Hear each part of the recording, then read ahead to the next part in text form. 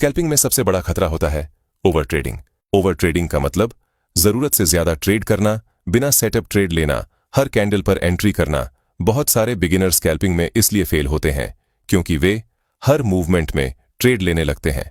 याद रखिए, स्कैल्पिंग का मतलब यह नहीं कि हर समय ट्रेड ही करना है। चलो अब समझते हैं कि स्कैल्पिंग के लिए सही टाइम फ्रेम क्या होता है। अगर आप बिगिनर हैं तो मेरी साफ सलाह है 5 मिनट टाइम फ्रेम से शुरुआत करें। क्यों? क्योंकि नॉइस कम होता है, फेक सिग्नल कम मिलते हैं और कैंडल क्लियर बनती है। 1 मिनट चार्ट बहुत फास्ट होता है, इमोशन जल्दी कंट्रोल से बाहर जाता है, इसलिए पहले 5 मिनट के टाइम फ्रेम से सीखो। Chart setup. स्कैल्पिंग में चार्ट जितना सिंपल होगा, डिसीजन उतना ही सही होगा।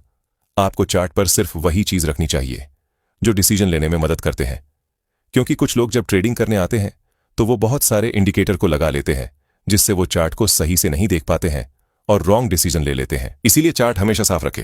प्रोफेशनल स्कैल्पर्स हमेशा एक से ज्यादा टाइम फ्रेम देखते हैं, जैसे ट्रेंड देखने के लिए 15 मिनट, एंट्री लेने के लिए 5 मिनट। इससे फायदा यह होता है बिगर ट्रेंड क्लियर रहता है, गलत डायरेक्शन में ट्रेड नहीं होता है। अब एक बहुत इंपॉर्टेंट कॉन्सेप्ट, प्राइस एक्शन का मतलब प्राइस की मूवमेंट को डायरेक्टली समझना बिना ज्यादा इंडिकेटर्स के। स्कैल्पिंग में प्राइस एक्शन बहुत पावरफुल होता है। कैंडल्स खुद सिग्नल देती हैं अगर आप उन्हें पढ़ना सीख जाएं। स्कैल्पिंग में सपोर्ट और रेजिस्टेंस बहुत काम आते हैं। सपोर्ट वह जगह जहां प्राइस नीचे जाकर रुकती है, रेजिस्टेंस वह जगह जहां प्राइस ऊपर जाकर रुकती है। स्कैल्पिंग में प्राइस अक्सर इन लेवल से बाउंस करता है। चलो अब समझते हैं कि सपोर्ट और रेजिस्टेंस स्कैल्पिंग में कैसे वर्क करती है। जब प्राइस सपोर्ट के पास आती है और सेलिंग स्लो होती है तो बाउंस की पॉसिबिलिटी होती है। जब प्राइस रेजिस्टेंस के पास जाती है और बाइंग स्लो होती है तो रिजेक्शन की पॉसिबिलिटी होती है।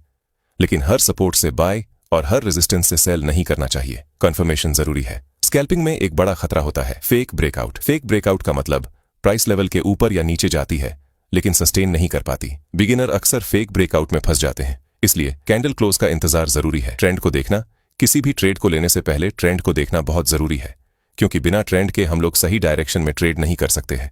अगर प्राइस अप ट्रेंड में है तो हमें बाय साइड का ट्रेड लेना चाहिए, और अगर प्राइस डाउन ट्रेड में है तो हमें सेल साइड का ट्रेड ढूंढना चाहिए। चलो अब देखते हैं स्टॉप लॉस और टारगेट को।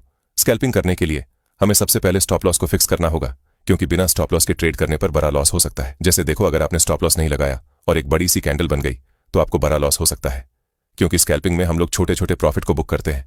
इसीलिए जब भी आप ट्रेड ले तो स्टॉप लॉस को जरूर लगाए, इससे आप बड़े लॉस से बच सकते हैं। टारगेट हमेशा छोटा रखिए।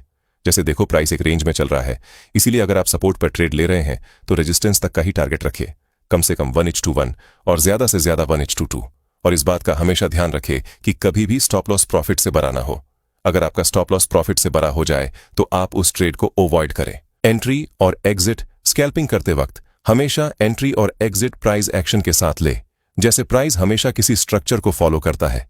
जैसे प्राइस जब किसी जोन में चलता है तो सबसे पहले आपको सपोर्ट और रेजिस्टेंस को ड्रॉ करना है, फिर रेजिस्टेंस पर सेल करना है और सपोर्ट पर बाय। लेकिन किसी भी सपोर्ट और रेजिस्टेंस पर बाय या सेल करने से पहले ध्यान से देखें कि सपोर्ट पर बायर एक्टिव हो रहे हैं या नहीं, और रेजिस्टेंस पर सेलर। तभी ट्रेड में एंट्री ले। वो कैंडल को देखकर आप पता कर सकते हैं कि बायर एक्टिव है या सेलर। ट्रेड लेने के बाद टारगेट हिट होने पर ट्रेड से एग्जिट हो जाए, और स्टॉप लॉस हिट होने पर पैनिक मत कीजिए, प्लान फॉलो कीजिए। बीच में रूल बदलना सबसे बड़ी गलती